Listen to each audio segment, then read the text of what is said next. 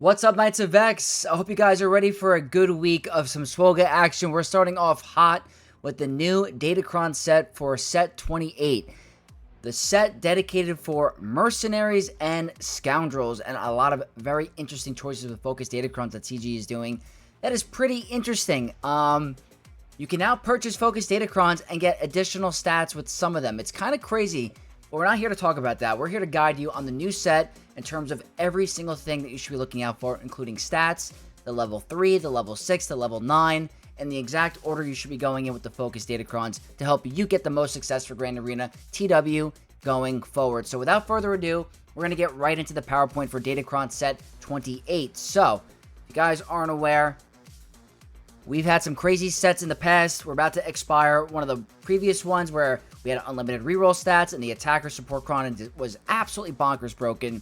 So this one is going to be strong, but a lot more mild compared to that one because that was by far one of the most broken sets we've ever had in this game. A little bit more mild, but still something that we should focus on and try to get as many of the Datacrons as possible because they got a lot of goodies coming up.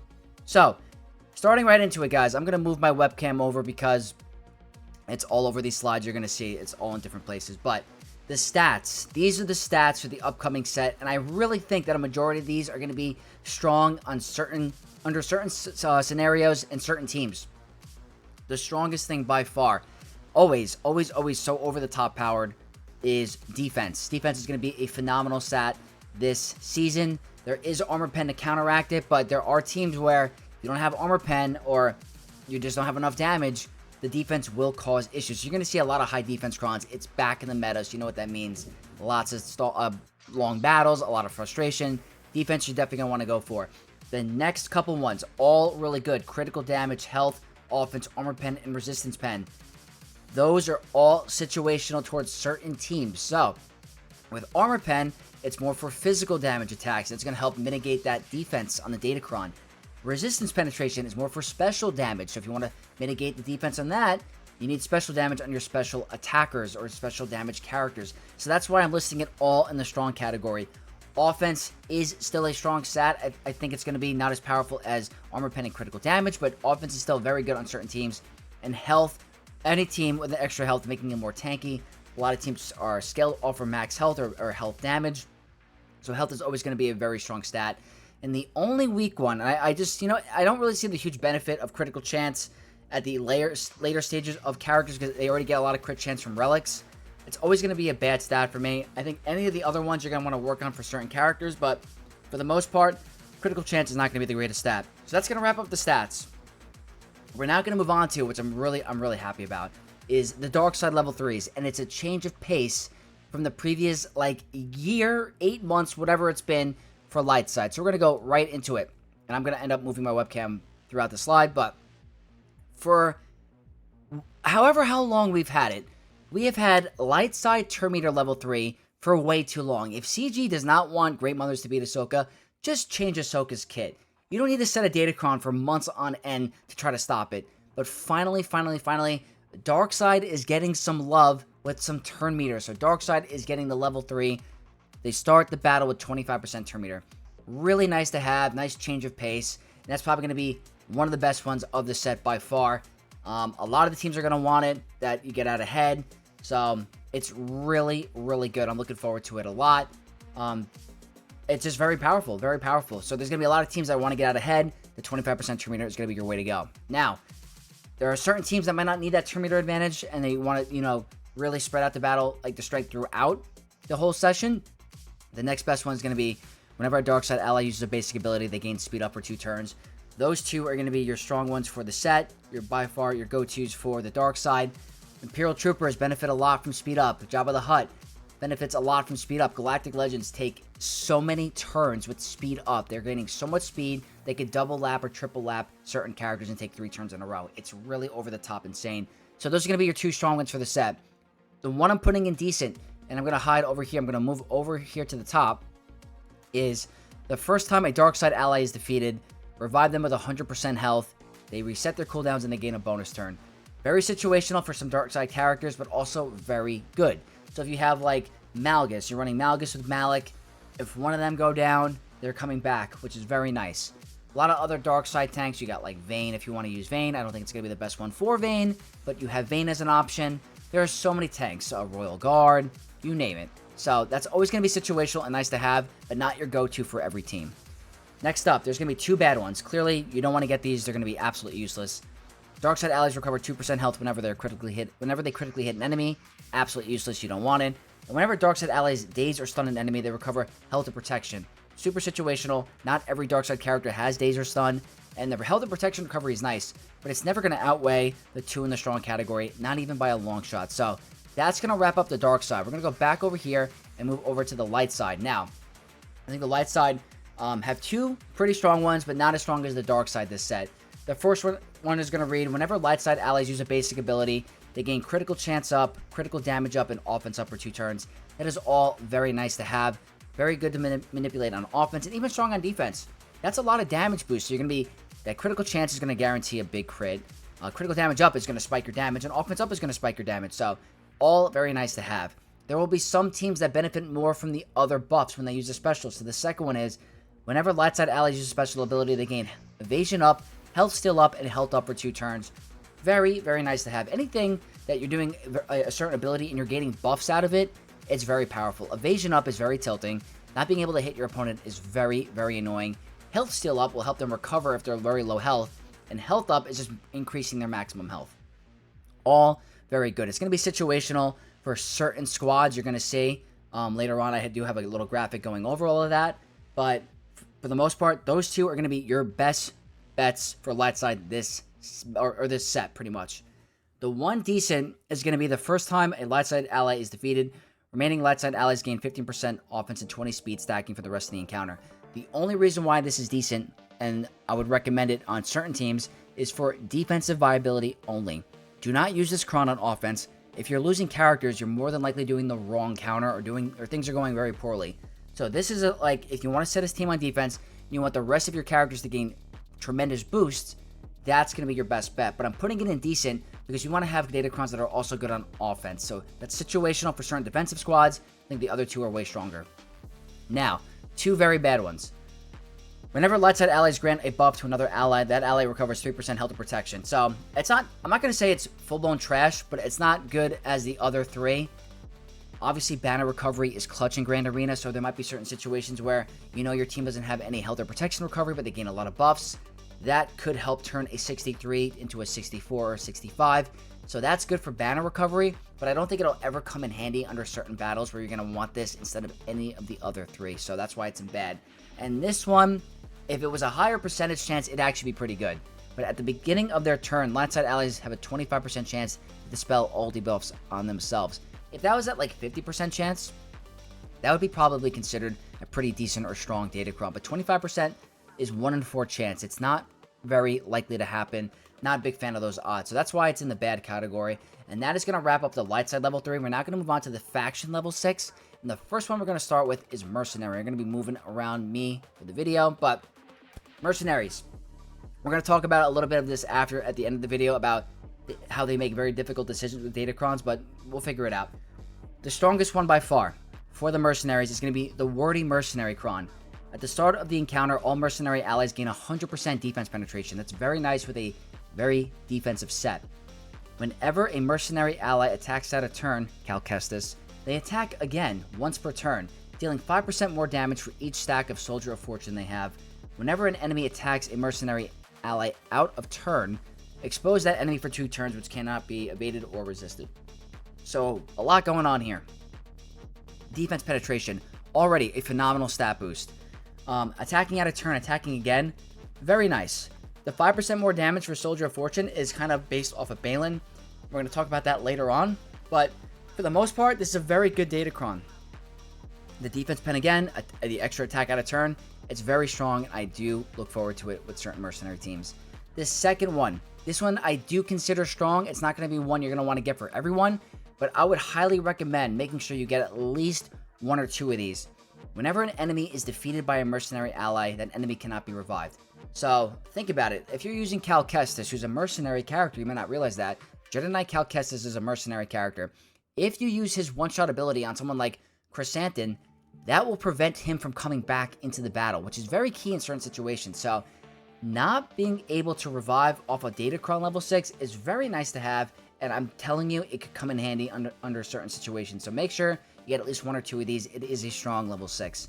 And the next strong one that I really am a big fan of is whenever mercenary allies use a special ability during their turn, they stun the target enemy for 1 turn, which can't be evaded or resisted. This is also very, very strong. It can be used in many different teams, but the problem is that a lot of teams out there are immune to stun, so it could not come into factor for most battles or some battles, but it's still a very strong mechanic. Irresistible stuns on a special is very nice to have. We got to figure out what mercenaries are going to benefit it for the most part, but I like that one a lot. Big fan of it. Now, going into the decent one. Whenever mercenary allies damage all enemies with an ability, they grant tenacity up for 2 turns on all allies. So, I love tenacity up. It is one of the strongest buffs in this game. It literally prevents you from getting debuffed, but I don't know if it's going to ever outweigh the other 3 on the strong category, but it could come in handy in some situations. I just can't recommend it as my go-to for this, for the mercenaries, but I like tenacity up, but you gotta attack every enemy, and it might not impact certain matchups, so that's why it's a decent category. And the only one in the bad, which I've actually, thinking about it, way back in the day when we've had this for mercenaries, there was a use with Balin, I think it was in TW or something, where this actually had some good use, but I don't think it's ever going to come in handy in Grand Arena. And we'll talk about it more later on. At the end of each turn, mercenary allies recover health and protection equal to 50% of the amount enemies recovered that turn. This recovery can't trigger this effect on enemies.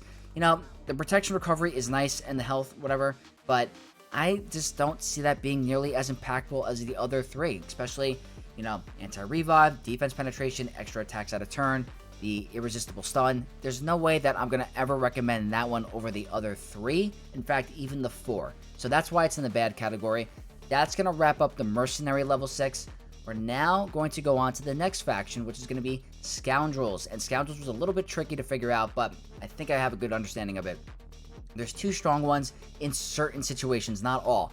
The first one is, the first time each Scoundrel ally uses a basic ability on their turn, reset their cooldowns and gain 100% turn meter limit once per character per battle. So, I'm thinking of some crazy shenanigans that you could pull off. Like, if you guys look at the Scoundrel faction, it's actually one of the biggest factions in this game. Like, just do me a favor. While you're watching this video, go on your phone, check out the Scoundrel faction. It is massive. There's so many crazy combinations you can do with this. Cat, Commander Ahsoka Tano, is a Scoundrel character. You could do some crazy stuff with, maybe you do a basic on her turn, she resets her cooldowns. There's some crazy things. So, I'm not saying that's going to be the best strategy, but there's definitely going to be some cool theory crafting on offense with this level 6. So, they do a basic, they're resetting their cooldowns, they get a 100% turn meter. So imagine Cat that does like an insta-kill, does a basic, goes back to her big hit. She can go back to back to back to back. That could be pretty nice under certain situations. There's a lot more Scoundrel characters, but I think that's going to be pretty fun.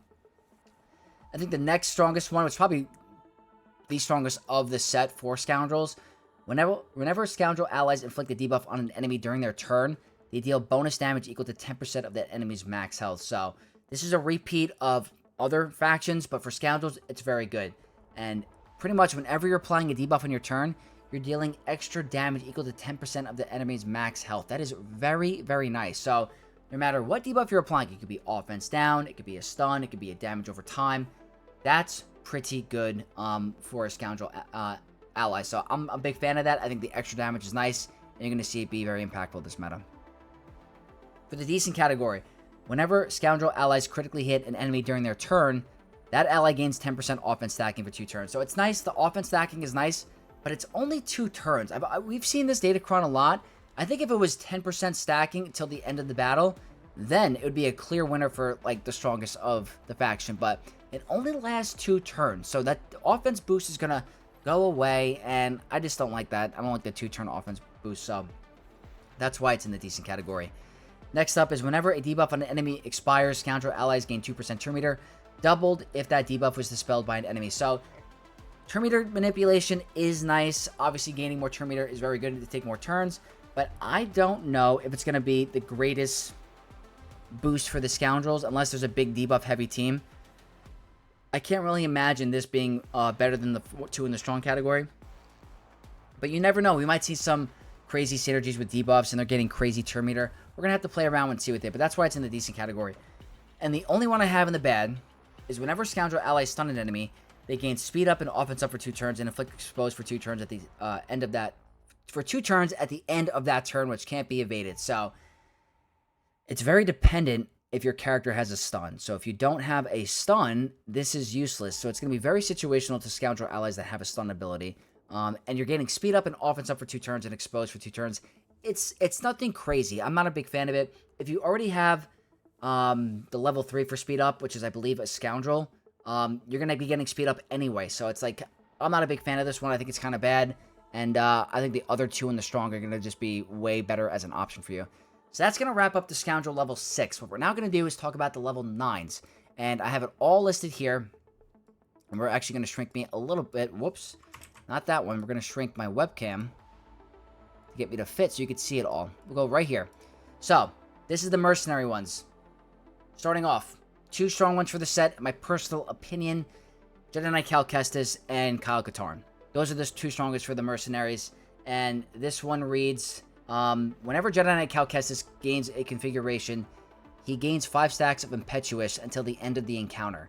Whenever Jedi Knight Cal Kestis uses Impetuous Assault, he gains 50% defense penetration and 100% offense for 2 turns. That's pretty nice. Whenever Jedi Knight Cal Kestis gains a buff, he gains 10% defense stacking, max 100 until the end of the encounter. So I'm a big fan of this. He can get to his instant kill even faster. Once he does it, he's gaining massive amounts of defense pen and offense for 2 turns. And he's gaining stacking defense with a defensive stat built into the Kron. So, really like this for Cal. Pretty much only used for offense because Cal's an offensive character. But it's very nice to have.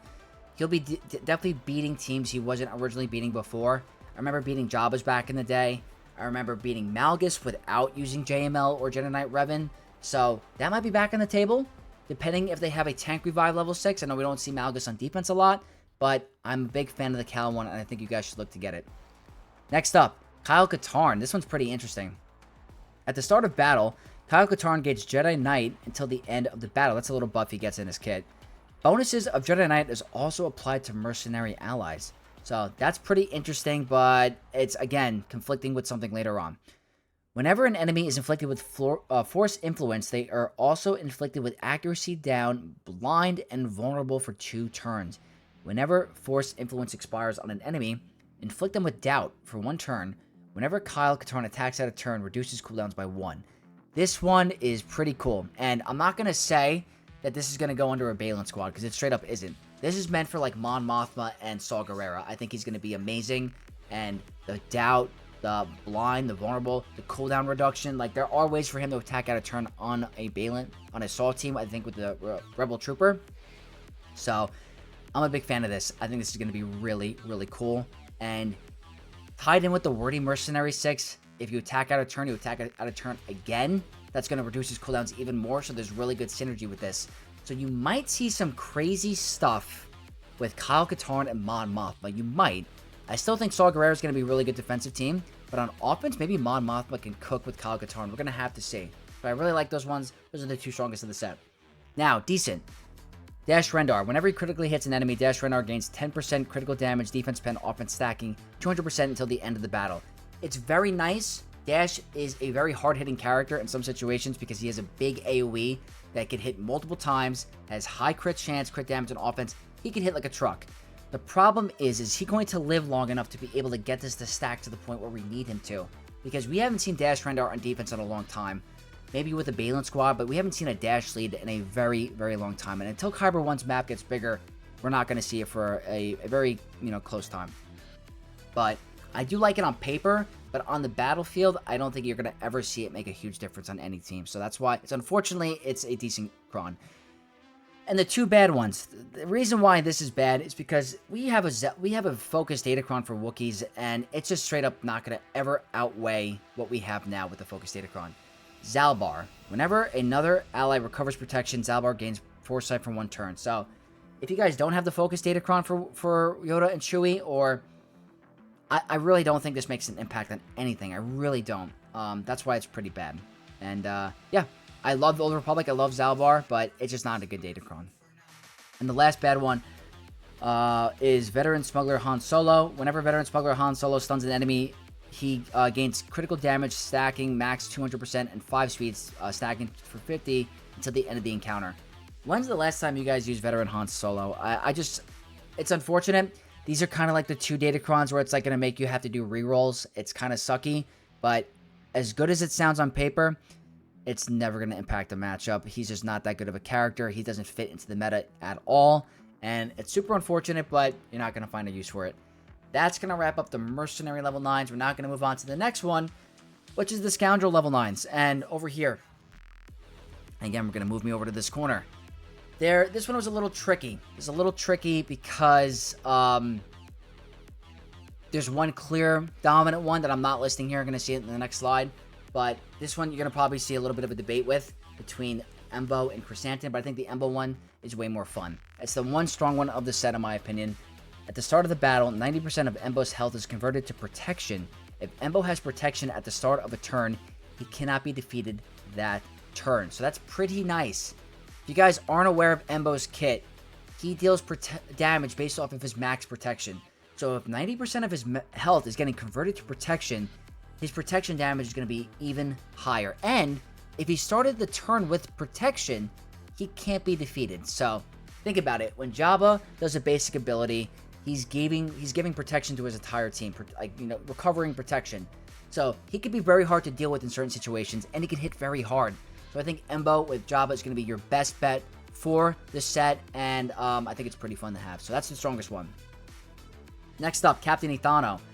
Whenever Captain Ethano gains Foresight, they also gain 20% turn meter and protection up for 20% stacking for 2 turns. So 20% turn meter is great. There's currently not going to be a thing for Maz Kanata, so I think this could fit greatly into a Maz Kanata team with the Scoundrel level 6. They're all Scoundrels. So if you have a Maz Kanata team, this is going to be the one you want to go for that level 9. Obviously, he does gain turn meter. He does gain Foresight in his kit. If he gains extra turn meter protection up, that increases survivability. He's going to take more turns. I am a big fan of it. It's not over the top powerful, strong, but it is a pretty decent one to have for the set. Now, I'm probably going to get a lot of people going and say that this one's probably going to be the strongest one of the set, but Chrysanthemum. Whenever Chrysanthemum loses taunt, remove 50% turn meter from all enemies. He doesn't lose taunt that often, guys. When's the last time you've seen Chrysanthemum lose taunt? It doesn't happen often. And if you're using Kenobi against him, they can't be turn meter manipulated anyway. So, I don't know. It is good. It is good. But I don't know it's going to be better than the Embo one. So, I'm going to leave that up to you guys to see what you guys think. You guys think Chrysanthemum's better than Embo? I personally think Embo's going to be a little bit more fun and do a little bit more damage. So, that's why I put it in the decent category. Obviously, removing turn meter is great. And AoE turn meter removal is always going to be clutch. But that's just my opinion. And the only bad one for the set is going to be Bosk because, you know, he's not a big... I don't know. I can't see a team that's going to be going endless stun lock, and he's going to take bonus turns. He's not a big damage dealer. He's a tank. Obviously, he's going to be getting his Frenzy. He can do a stun himself, a Mass Swarm. But is that going to impact any matchup that we see in Kyber? Maybe at the lower ranks, but I just don't see that being a big impact in any matchup. So that's the only bad one for the Scoundrels. Now, next slide. If you guys are curious about what is missing, what big one we're missing from all of these characters, there's one very overpowered one that every single person should be going for if you have Pirate King Hondo unlocked or even a regular pirate team, because this is absolutely disgusting and it's going to tilt you to no end this entire season, and that is the Vayne level 9. Guys, this one is absurd. Absolutely absurd. I have seen some crazy things already. I've had people tell me, have you seen the Vayne Cron? Have you seen it in action? Like, it is doing crazy things. You need to get this. Whenever Vayne gains a stack of profit, which he gains a lot, he gains 20% max health, stacking max 300% until the end. Whenever a pirate ally uses a special ability, Vayne assists, dealing 35% bonus true damage based off of his max health. You gotta mod him for max health, by the way. You gotta change his modding. While Vayne is taunting, if another pirate ally receives damage, Vayne gains 10% offense based on his max health until the end of his turn. He's going to be a tanky damage dealer. I mean, he's going to be so freaking tanky and hit you to no end on high damage. You got to get this. You straight up got to get it. I think if you pair this in with the max health damage 6, where he has offense down on a basic, he could be nuking people. It is insane what this guy is doing. So, That's the best one of the set, guys. You got to go for it. I'm telling you, it's going to be huge, major, impactful. If you have Power King Hondo or Maz, get this Datacron. It's absolutely nutty. So that is going to conclude the regular Datacron set. We're now going to go into the focus Datacrons, and we'll talk about a little bit of my opinion towards the end of what I am frustrated with. But what I like to do is go in place order. So we're going to start in 4th place and go all the way to 1st. So I'm going to have to adjust me for a second here. In 4th place, and this one hurts because he's one of my favorite characters in Star Wars, the Nihilus Level 9 is in 4th place in my opinion. I hope to be proven wrong. That's all I'm saying. The stats are listed on the bottom right. They're getting 70% potency, 50% tenacity, 50% defense, 40% crit avoid, and 80% health. So the stats are overall very good defensive stats, not very offensive stats. So I am a fan of the stats, but the Datacron itself, we're going to have to see. I don't think it's going to really stop any Maz Kanata shenanigans. The level 3, Scion. Whenever Darth Scion uses an ability, they deal more damage equal to half their tenacity percentage, max 100% more damage. This effect will only trigger if Darth Scion has more than 0% tenacity. So I don't see a lot of Scions modded for tenacity. He is desperately in need of a little bit of a bump, I think. He used to be one of the strongest tanks in this game, and he's not really getting a lot of love lately. So I would love for Scion to get a boost. This level 3 is very, very mid. Nothing crazy. The level 6 is very nice, though. I will admit, CG is a big fan of this level 6. I wonder if we're going to see some plug-and-play viability from Traya. We're going to have to figure that out. The first time Darth Traya is defeated, if there is at least one other active ally, revive all other defeated allies, and other allies recover 100% health protection, gain 100% Terminator, and 100% offense until the end of the battle. So, this is a repeat of Barris. We've also seen this with other... I think it's been with Barris twice. You might have seen it with one other character. I forgot who it was. Now it's on Traya. So we're going to have to see if this boosts Traya up to next level overpoweredness. In my opinion, I don't think it's going to stop Maz Kanata. So, kind of takes Sith off of defense. But we're going to have to see. This might be very impactful for anyone in the mid ranks that does not have an opponent with Maz Kanata. So, we're going to have to see. Next up, Nihilus, level 9. Very interesting. If Darth Nihilus is in the leader slot, whenever Nihilus inflicts a stack of damage over time, he gains 2% max health, max 200% until the end of the encounter. Whenever Nihilus gains Turn Meter, both Scion and Traya gain 10% Turn Meter as well. So, good Turn Meter manipulation. At the start of encounter, the wording is so weird. I feel like, I don't know, they're getting really wacky with the wording on this. It's like making me tongue-tied. All Sith allies gain 200% max protection, and they are immune to percent health damage, so the exposed damage is not going to hurt them as much. That is pretty good to know, but the problem is that Maz Kanata hits under protection, so that's what we got to figure out. Whenever Nihilus reduces cooldowns of Annihilate or Drain Force, reduce cooldowns for Traya and Scion by 1, so that's pretty good. The only issue is that this is conditional. He has to be in the leader slot. His leadership is okay. It's nothing crazy, nothing like Traya's with the Omicron, or her Omicron is her unique, but her leadership is pretty good. We're gonna have to figure this out. I want this to be stronger than what I'm thinking. I don't think it's gonna be completely useless, but I don't think it's gonna be as good as the other 3. So I have to be honest with you guys. It's in 4th place. I hope I'm wrong, but that's my ranking. Next up, 3rd place, Commander Cody, and this one actually has potential to be stronger than what I'm thinking. I think if you really read the kit and look at what we're seeing here, it's going to be absolutely nutty. And the interesting part is that it's including Kix. So Kix might be a part of a clone team, which is crazy. I never thought that would happen. So the clone tag might come in. The level 3 reads, Kix has plus 30 speed for each clone trooper ally. He's going to be lightning fast. He's definitely going to go first. The first time a clone trooper ally is defeated, they are revived with 100% health protection. Clutch. Clone trooper allies revived like this gain 3 stacks of Ender for 3 turns. That's a cool buff. Whenever Kix uses an ability, all clone trooper allies recover 10% health and protection. Whenever Kix uses emergency med pack, all clone trooper allies gain 25% defense until the end of the encounter. So whenever he uses that ability where he does the crazy revive, I believe that's what it is, they're gaining 25% defense stacking until the end of the encounter. So they could be endless ramping defense. That is awesome. That's one of the strongest level 3s of the set, and I'm very interested to see what Kix is going to do with this team. I'm looking forward to it a lot. The level 6, very good as well. Captain Rex. Whenever Captain Rex inflicts a debuff on an enemy, there's a 50% chance to dispel all buffs on the enemy. So you have a 50% chance to do a AoE buff removal. So when he does his little thing like this, he's applying a bunch of debuffs.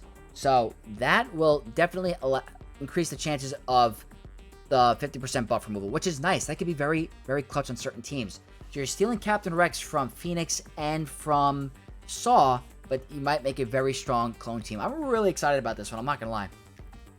In the level 9, Cody. I cannot remember the last time I used Commander Cody in this game. It's crazy. I almost forgot he was a character. But he's here for a focus Datacron.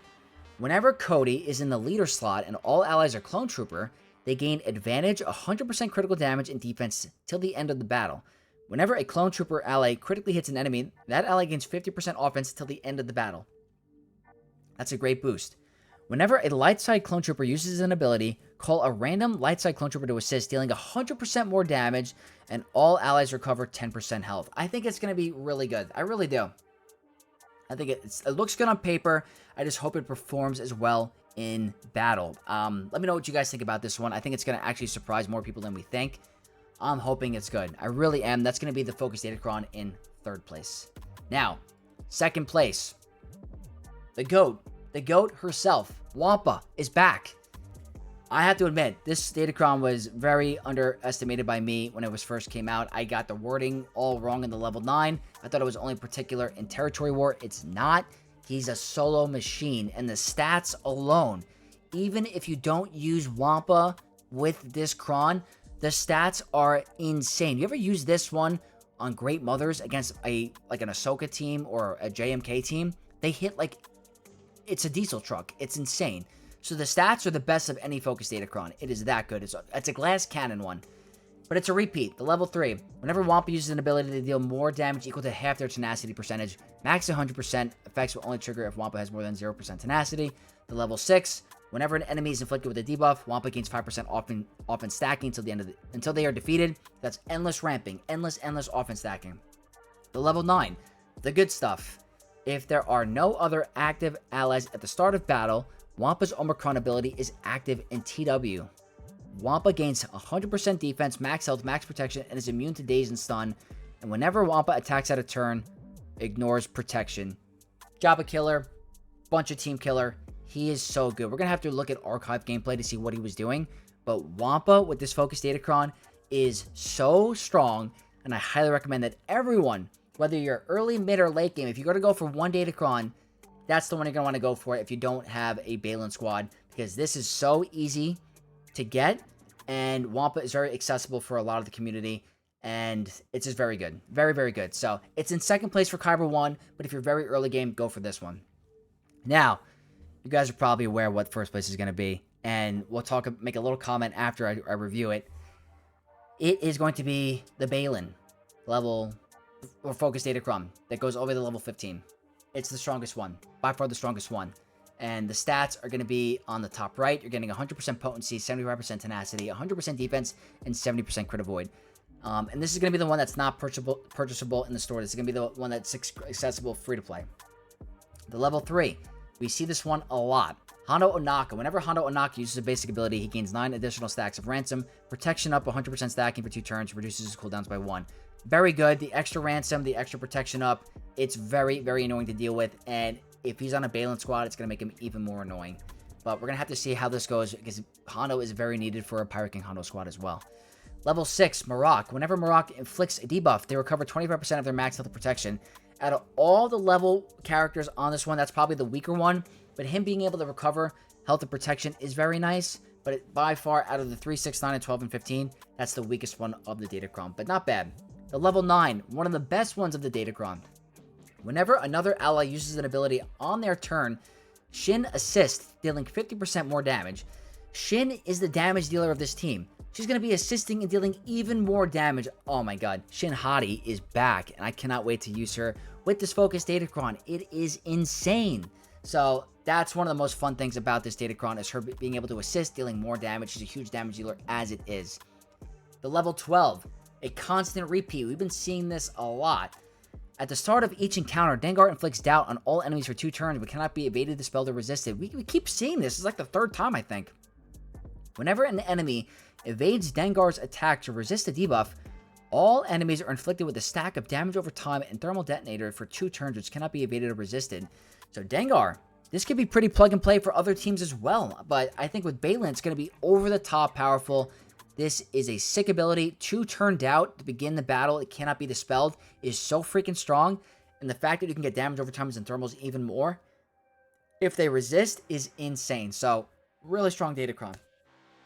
Now, the 15. Wow. Absolutely insane. If Balin's Skull is the leader and all allies are mercenaries, whenever a mercenary ally gains a Soldier of Fortune, or whenever a mercenary ally gains Soldier of Fortune, they gain 2% offense and defense penetration, max 150% till the end of the encounter. Mercenary allies ignore taunt if they have a Soldier of Fortune. Whenever another mercenary ally uses an ability during their turn, call Balin to assist. Whenever Balin uses an ability while they have taunt, dispel all buffs on the target enemy. That is insane, guys. He's going to be absolutely nutty. You have no freaking idea. I mean, this is absolutely crazy. So much damage. Ignore taunt. This is the best one of the set, by far. And I literally, if you guys are endgame, we're going to have to do it. We're going to have to get it. It's so freaking good. That's going to wrap it up for the Focus Datacrons, but the comment I have is that it's so frustrating that they're making us get these Focus Datacrons that are for a faction, but they also have a faction level 6 that we have to figure out. It's like, I don't know. Balin is the king of the mercenaries. He's got a Focus Datacron that we got to figure out if we want to use the regular mercenary faction or the Focus Datacron faction. It's so freaking frustrating. So, just wanted to talk about that little comment. I'm not a big fan of how they make us pick and choose like these mercenary stuff, but that's going to wrap up the Focus Datacrons. I'm now going to provide a little bit of a cheat sheet for you guys to go over each and every team for the level 9. And over here, I'm going to move me up for a second. And if you guys want access to this cheat sheet, come and join my Discord. It's in the infographics section for Datacrons. It will be very helpful for you. But over here, I'm just going to hide my webcam for a second.